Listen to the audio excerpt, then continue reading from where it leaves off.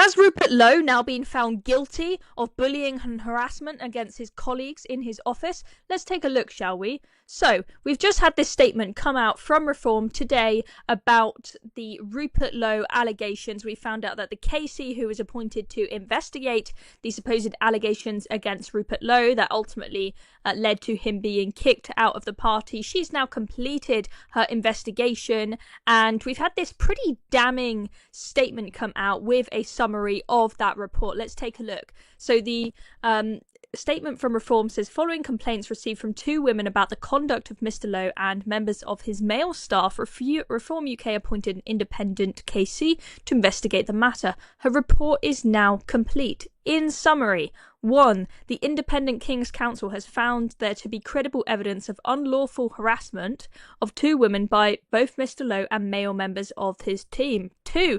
Contrary to Mr. Lowe's public statements, one of the women's allegations were made against Mr. Lowe himself. You guys may have remembered there was a lot of confusion as to whether the allegations even had anything to do with Rupert Lowe. We had some, I'd say slightly confusing mixed messages coming out of his tweets as to whether they had anything to do with him. 3. One of the women received threats that Mr. Lowe would take legal action against her if she cooperated with the investigation. Pretty damning statement there. 4. Both women gave their statements to the KC as sworn statements under penalty or perjury. Mr. Lowe has refused to do the same. Again, pretty damning of Rupert Lowe.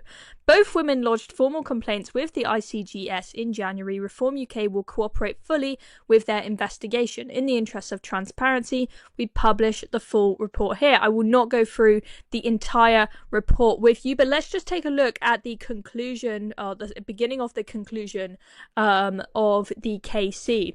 There is veracity in the complaints from both women, which amounts to credible evidence, to use Mr. Lowe's own words, and these complaints of victimization, constant criticisms, discriminatory behaviour do seem to amount to harassment on the part of Mr. Lowe and his constituency team.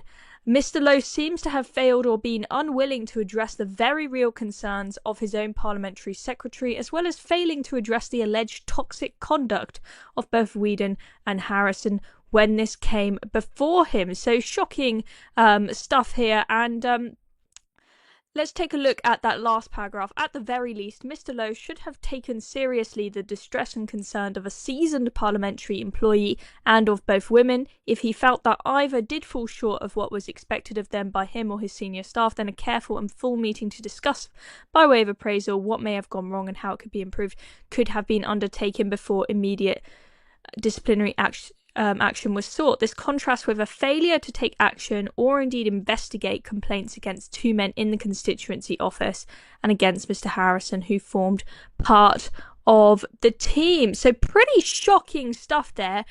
Makes Rupert Lowe look pretty guilty and look like he's been telling fibs on Twitter. To